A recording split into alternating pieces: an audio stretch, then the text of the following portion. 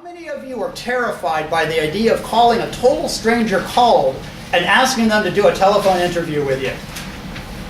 Yeah, I know some of you want to raise your hand, but you're not going to. I have found in my class that this is one of the situations that troubles beginning writers the most. They're very uncomfortable with the cold call of calling Dr. Jones and saying, I'm a writer and I'm doing this article, and you wouldn't want to talk to me, would you? That's not how we do it.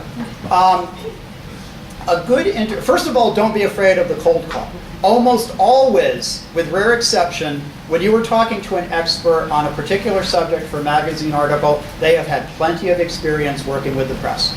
All right? They're used to this. They're happy to talk. I've got a Rolodex full of what I call dial-up quotes. If I need an oncologist, boom, boom, Dr. Smith, always good for a great quote, whatever it might be. So don't hesitate to make that cold call. Even if they decline, they will do it in a very pleasant way. And if they do decline, it's usually because of a time issue, not because they don't like you or they don't like the article or whatever it might be. There's always reasons that people can't talk to you, but it's not because people are mean. So don't be afraid to make that call. Now, a good interview should seem effortless. It should be like two people sitting at a Denny's having a conversation. And at the end of that conversation, you have got a wealth of information. Okay? This means that an interview is more than a question and an answer and a question and an answer. It is a conversation. Okay? So always remember that when you're talking to people. Now, there's two reasons for an interview. There's your basic data mining, collection of information. Most service pieces are that way. You know, I'm calling this doctor because I need to know the latest advances in skin cancer treatment. It's basic data mining. I need his information. There's also personality profiles where you need to dig deeper into the individual that you're talking to. Those are your general two types of interviews. Now, you want to begin by doing as much research on your source as you can so that you don't waste valuable time asking questions for information you can get from his website or from the PR people or whatever.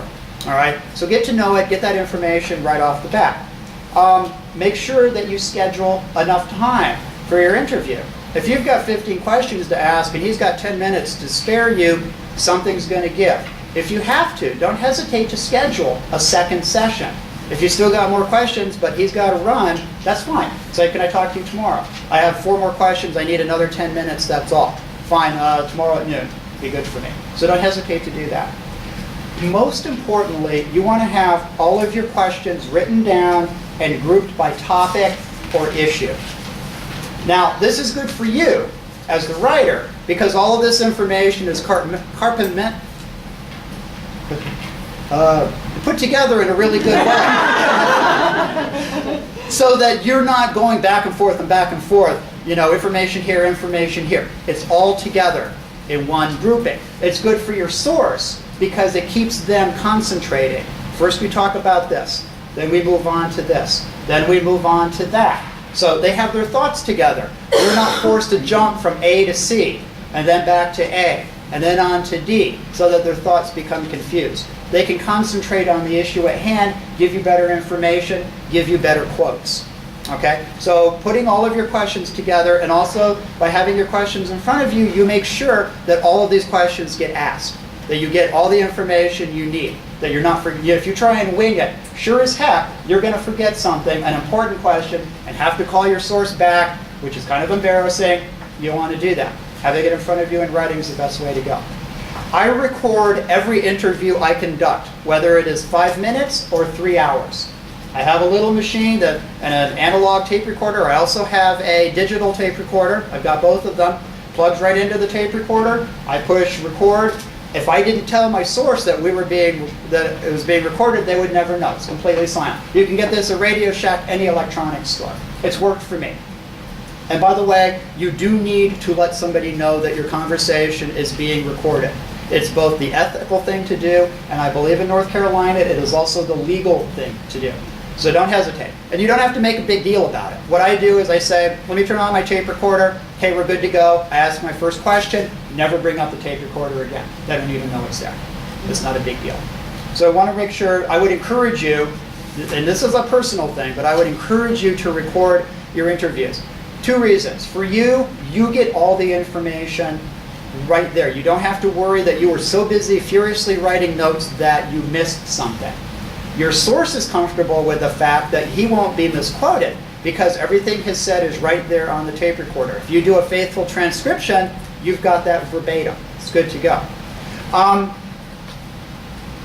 Most importantly, though, by tape recording your interviews, it allows you to listen rather than merely hear.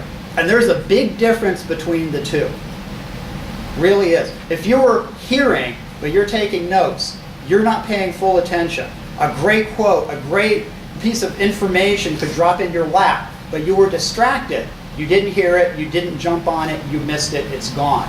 But by being able to truly listen to the person you're talking to, whether it's in person or over the phone, you're able to do that. You're fully involved in the conversation itself. You're paying full attention. You've got everything. You want to make sure you test your technology before the interview begins. There's nothing more embarrassing, and this has happened to me, it's happened to every writer I know, where you do an interview for an hour. Great interview, everything you needed, and my tape recorder stopped 5 minutes into it. And I took some notes, but not enough to pull my butt out of the fire. You got to call them up, and I had a technology failure, and can we reschedule, and I just need to ask you every question I just asked you.